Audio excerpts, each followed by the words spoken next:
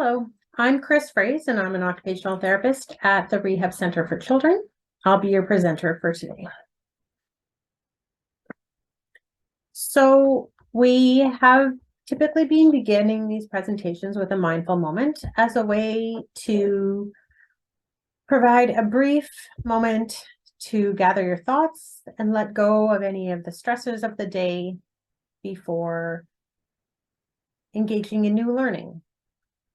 So if you feel comfortable, stop with me for a moment, pause, lower your gaze or close your eyes if that feels comfortable, and become aware of your body in the chair, your feet on the floor,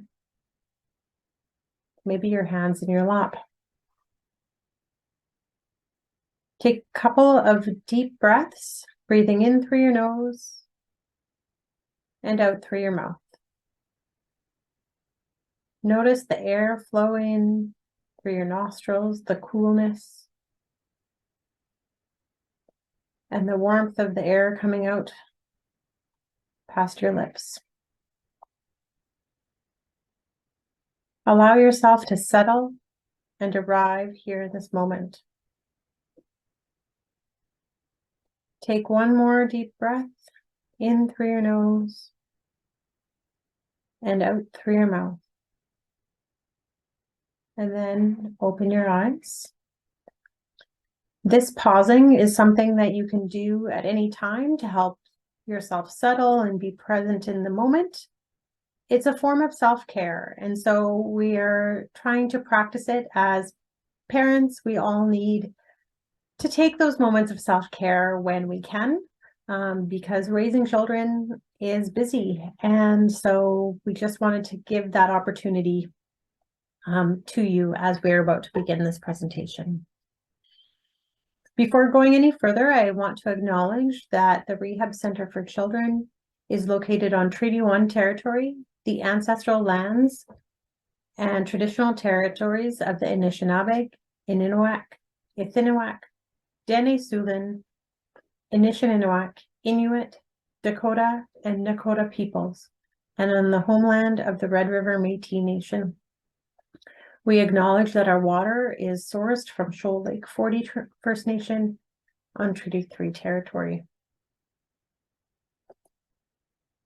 I'm your presenter today. As I said, I'm an occupational therapist at the Rehab Center for Children, and my name is Chris.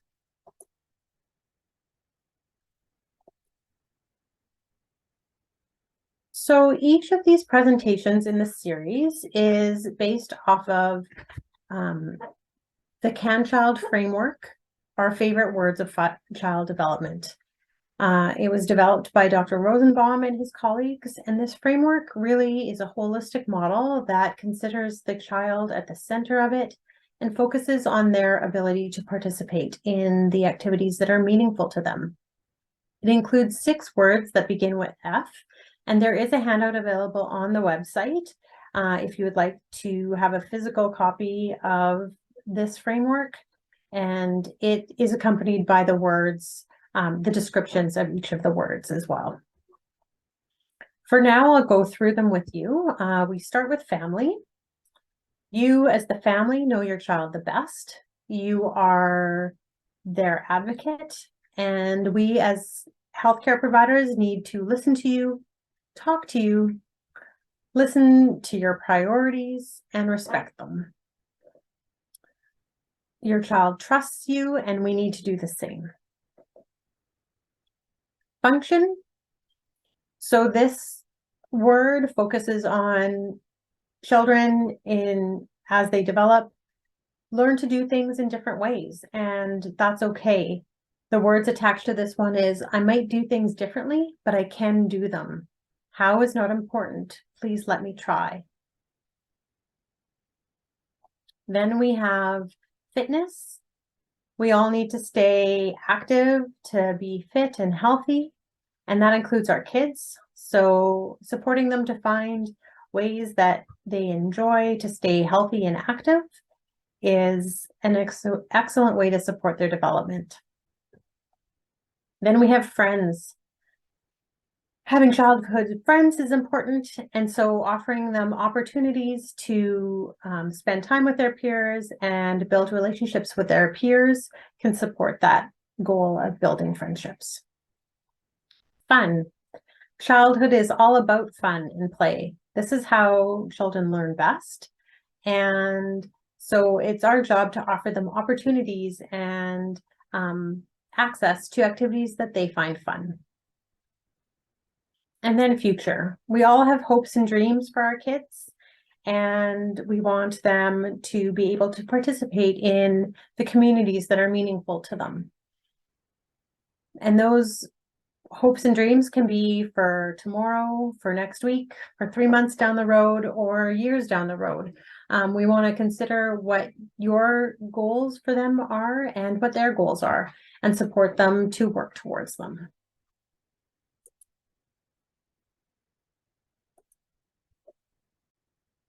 Before we go into the details of picky eating and strategies around that, I just wanted to take a moment to have you think about what you would like your mealtime at home to look like. This will be dependent on your family, who's in your family, the routines of your family, and the types of food that you eat. In general, the goal is often to develop a competent eater, which means someone who enjoys food and enjoys meal times in whatever environment they're in. But this looks different and unique to every family. So just take a moment to think about your ideal meal time before we proceed. So we're all born to eat. How do we see this? We see this through the rooting and sucking reflexes in infants, and that they cry when they're hungry.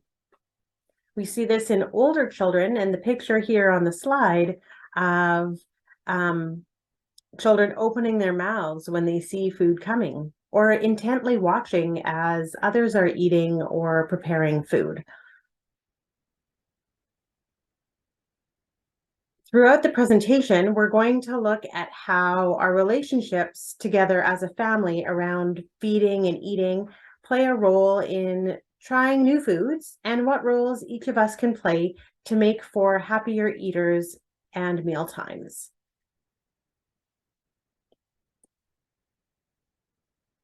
So feeding is a skill.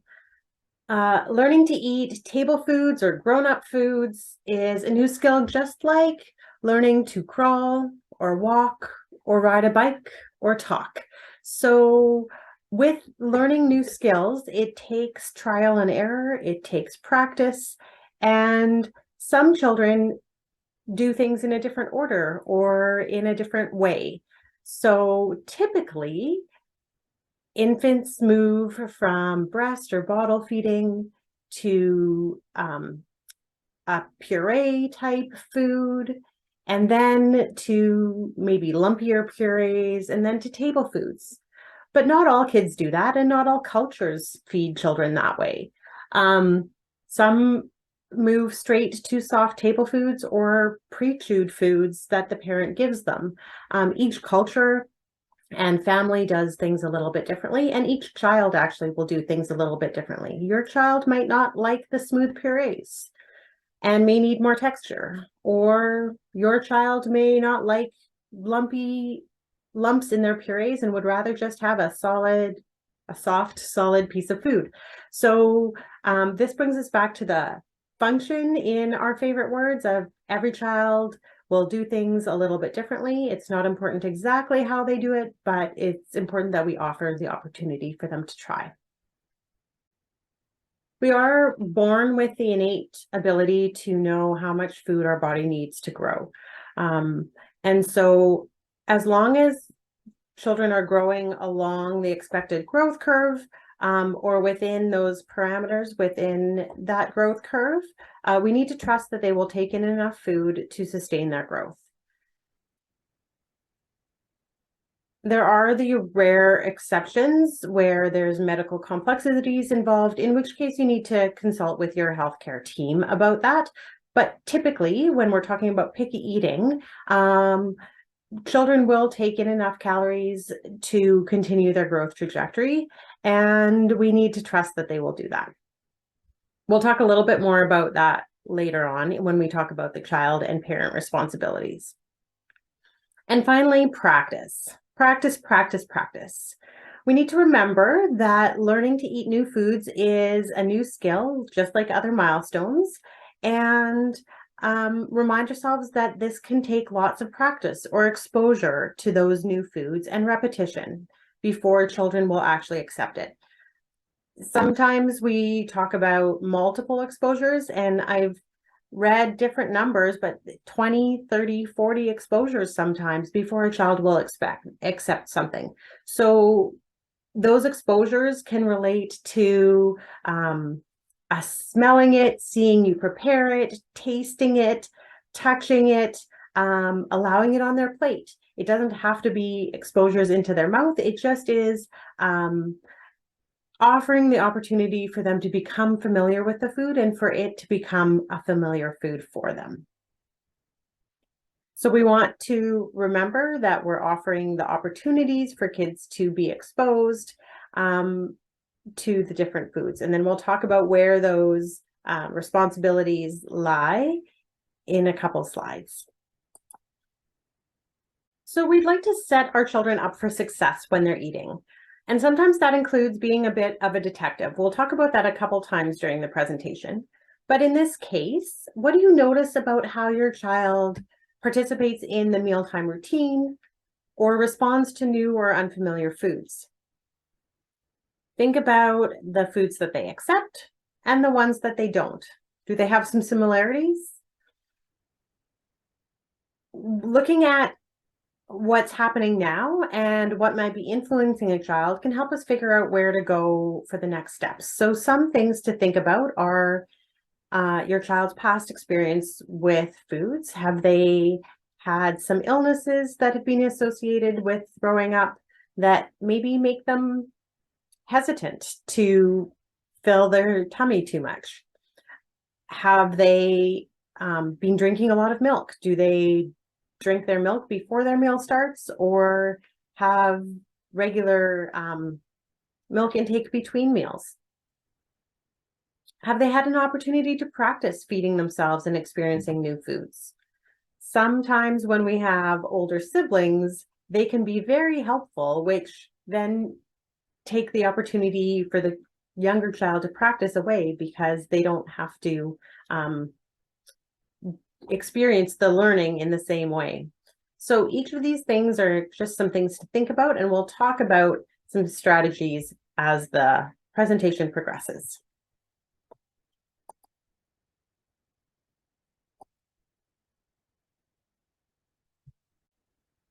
So family, as we said before, you're the expert in your child, and it's important, and your family is one of the most important environments where kids learn to eat. They spend most of their time with you, and your family makeup will determine what types of foods they eat and what types of environments they eat in. So we can't ignore that your mealtime may look different and be unique to your family. This also relates back to the future in our favorite words, where we're talking about goals, and each family will have different goals for meal times. So again, consider what your priorities are around mealtime as we're moving forward in this presentation. When we're thinking about our families, it's often helpful to break down the roles of the parent and the child in mealtime behavior. Ellen Satter is a dietitian who has studied helping children become competent eaters, which we discussed previously is kids that enjoy eating and are comfortable around meal times and will try a variety of foods. So she has studied this and has found that it can be very helpful to break down the parent's responsibilities and the child's responsibilities. So briefly, the parent's role is to decide what, when, and where to offer food, and the child's responsibility is to decide if they are going to eat and how much. what this does is it takes some of the stress away from getting your child to eat when really that's their job and they are able to determine if they need more food or not. So we'll go into each of the parents and child's roles a little bit more right away. I just want to also highlight that it's important to that within the family, the expectations are clear. So sometimes there are multiple caregivers. There can be the daycare provider, there can be the babysitter, the mom, the dad, the grandma, the auntie. There's a variety of caregivers involved in a child's life. And so making sure that everybody's on the same page with how mealtimes should look and whose roles need to be fulfilled by who. So everybody needs to be on board with the goals in order to support the child's positive mealtime behavior.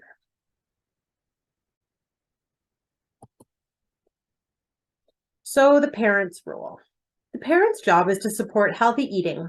Parents need to provide some structure and support and opportunities to try new things so that kids can eat the amount that they need and enjoy a variety of foods. We're going to start with what to eat.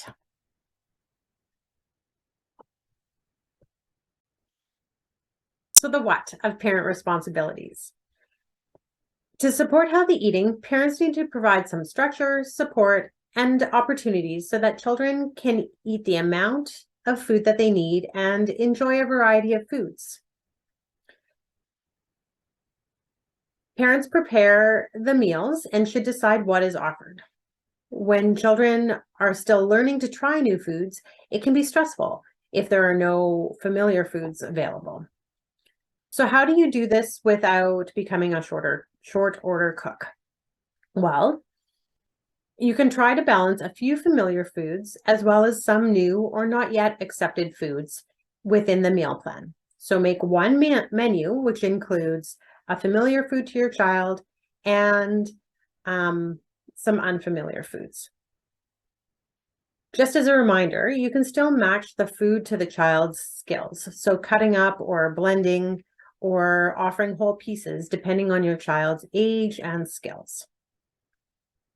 And if you have more than one child in your family, you can have a familiar food available for each of them within that one menu. Hopefully they have a couple of familiar foods in common. And then just a quick word about milk supplements, milk and other supplements. When children are eating table food, generally they shouldn't drink more than about 2 or 3 cups of milk in a day, as drinking more than that can limit their hunger and suppress their hunger for the table foods that are available. So when we start to supplement by offering milk or meal replacement beverages, we're blunting their hunger so that they're less likely to want to eat the solid foods that are available.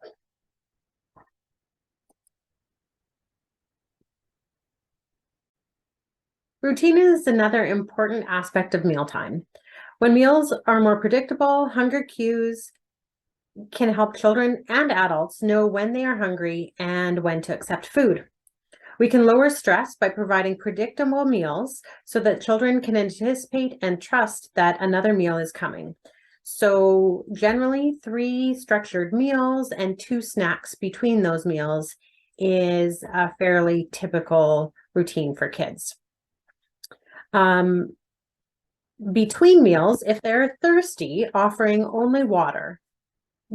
Eating between meals and snacks can impact our hunger and lead to less interest for the next meal.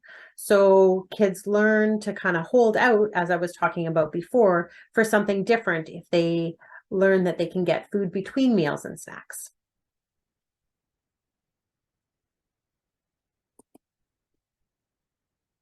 And then the where. So eating is not only about nutrition, but often about socializing together. When you eat a meal together, you provide an opportunity for your child to learn how to eat together with others. You provide the social example of what mealtime can look like. We'll touch more on this a little bit later in the presentation.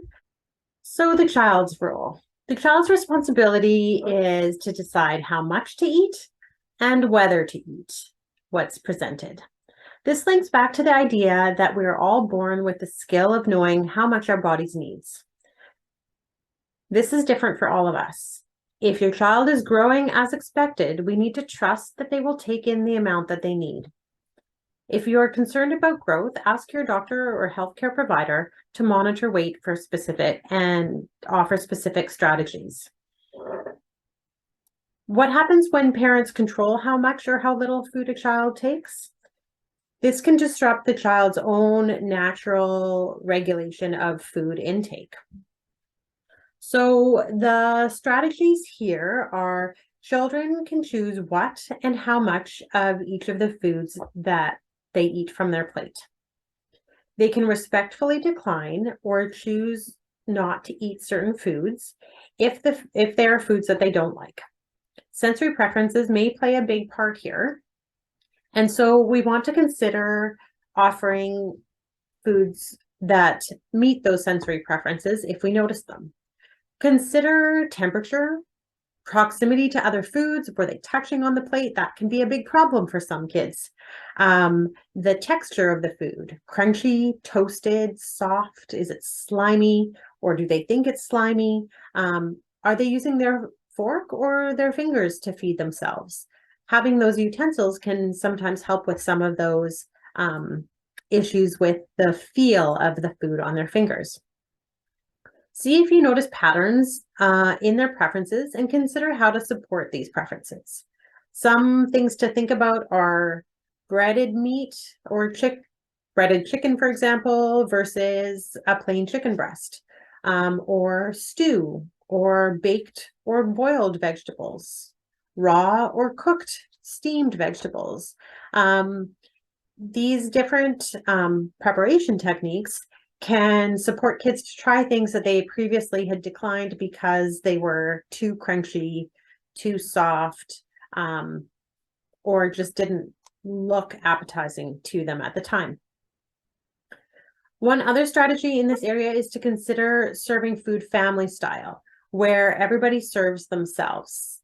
This helps to increase your child's participation in the mealtime and in that decision-making of what goes on their plate. It also offers them an opportunity to look at and smell each of the foods before they come onto their plate.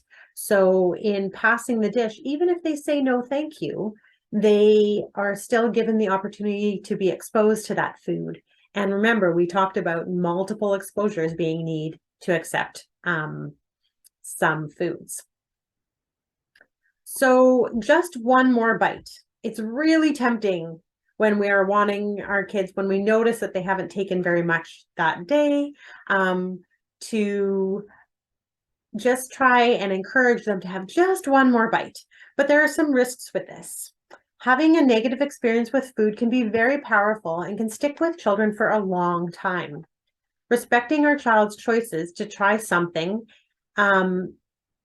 or to not try something helps them feel safe and not experience those stresses around mealtime, which in the long run create a more positive association.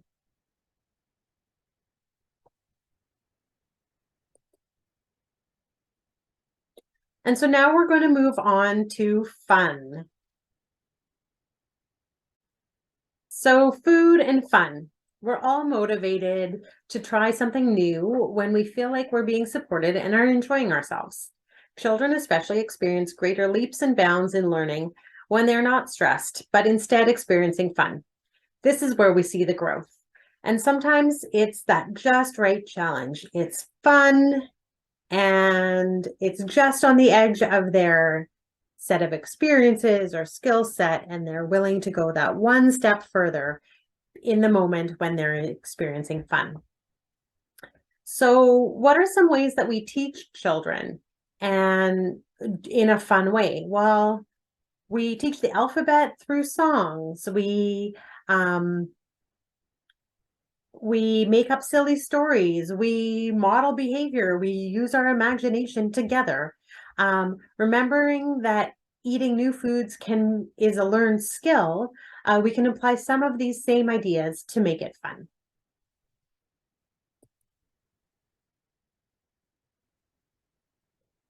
So some examples of how we can create positive experiences with food outside of meal times and build on that mealtime routine.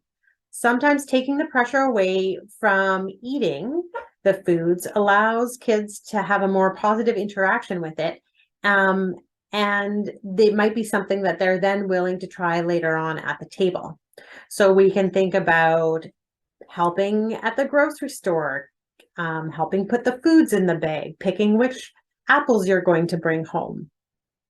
We can have them help with meal preparation, stirring and decorating cookies and portioning out, serving the food to others, perhaps, and playing with our foods.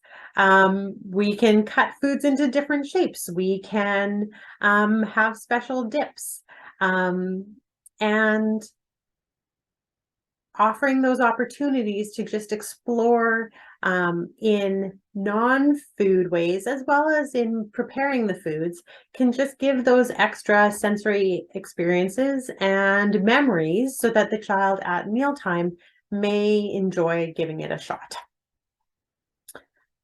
So here you can see some pictures of a child helping with serving, doing some pudding painting. I'm realizing my mouse is not helping, so I won't use it.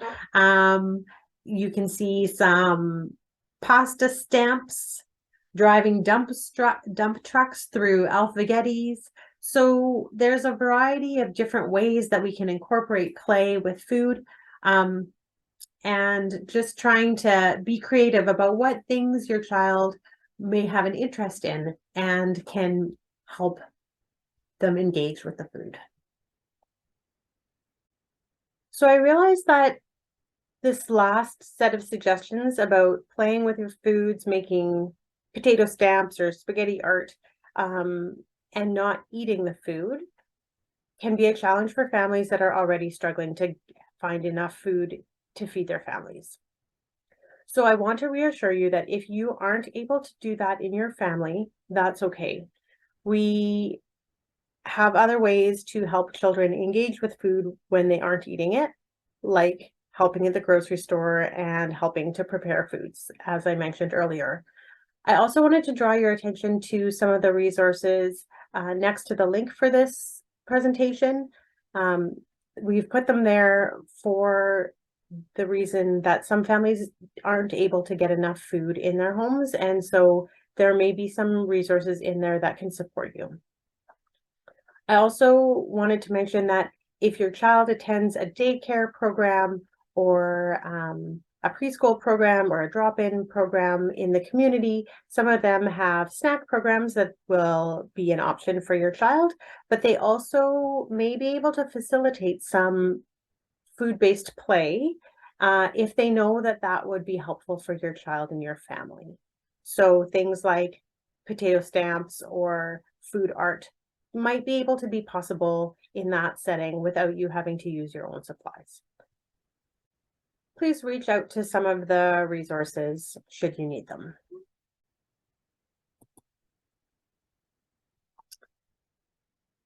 And the sensory stages.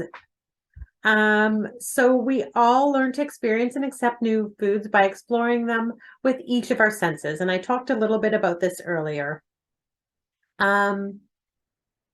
Think about if you're going to a country and being exposed to a foreign food. What do?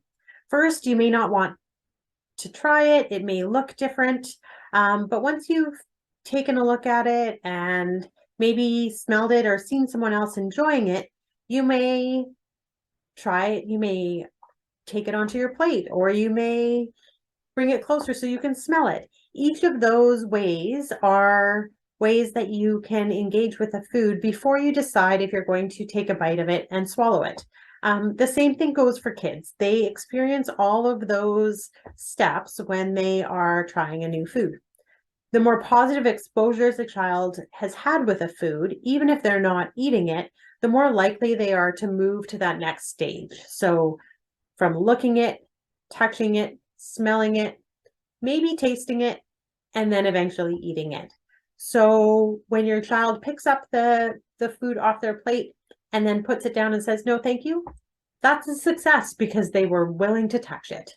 And as we offer more of those opportunities, they get that much closer to potentially accepting that new food.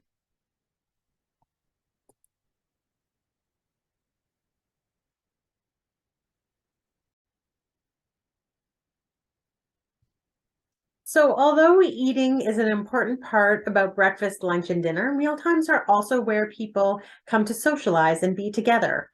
Sometimes learning about to eat a new food and being around others at the same time can be a bit more challenging. So thinking about when we offer those new foods and when we offer familiar foods can be important. Mealtime is also a great time to model mealtime behaviors. That's one of the parents' responsibilities that we haven't talked about yet is that modeling appropriate mealtime behaviors. Children are great at watching others and copying, and the same is true for eating. Monkey see, monkey do is one of those sayings that sometimes we use in a negative way, but it can also be a positive way. Another way children learn is through watching others and trying it out themselves. Children need to see you enjoying your own food and also see what you do when you don't enjoy something. Saying no thank you to a food in front of your child is a great way to model appropriate ways to decline a food as well. And then we're going to go back to the where of division of responsibility. We talked earlier about that's one of the parents' responsibilities, but that doesn't mean that you always have to eat meals in one spot. Think about where your family eats. Are there ways that you can support a positive mealtime with your family? Think about maybe a picnic blanket, a park, the backyard, the kitchen table, a picnic in your living room, on a blanket on the floor. Encouraging positive meal times together allows your child to see you enjoying your food. If you also allow them to look at and maybe touch or smell different foods in that location and in that new environment, they may try something that they haven't tried before. So keeping the where together as a family, but not necessarily always having to be at the kitchen table if that doesn't work for your family.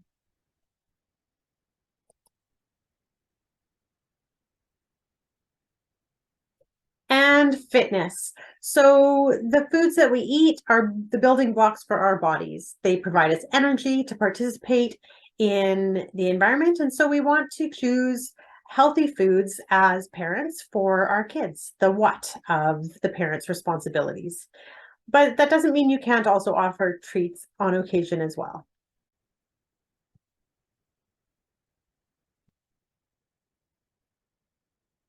So the future. Child development is all about becoming. For now, we're going to talk about the shorter term future and go back to those goals that we talked about at the beginning. Sometimes it can feel overwhelming to know where to start. Incorporating small goals and changes are a great way to work towards that bigger goal. Now that you understand some of the areas that can help support picky eaters, think about one aspect under the parent responsibilities that you could change. You'll notice I said under the parent responsibilities. Sometimes the one thing that we can do is letting go of the child's responsibilities for now and remembering that that's their job. Taking the stress off of you to get them to eat can really help with then focusing on the parent responsibilities. So is an easy place to start the where. Where do you currently eat? Do you eat your meals together or separately? Would a family meal work for your family? Would that support the social engagement that you're looking to get? When?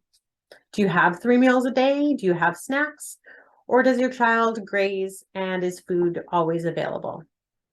Thinking about how to structure that routine might be a good place to start. And the what? Thinking about offering familiar and new foods in combination at each meal and snack. Is there an item that would be a priority for you to offer to your child? Is there one item that you want to have be the unfamiliar food that comes in regularly? Is there one food that your child really enjoys and that you know is a staple for them to be able to always have something that's acceptable? So decide which of those areas might be helpful for you as a starting point and give it a try. So in closing, thank you for spending time with me today. I hope you have found this session useful. If you get stuck and would like to have some questions answered, you can sign up for the live question and answer period with a therapist. You can also check out some of our other videos on other areas of child development, which may be helpful to you. Thanks again for your time.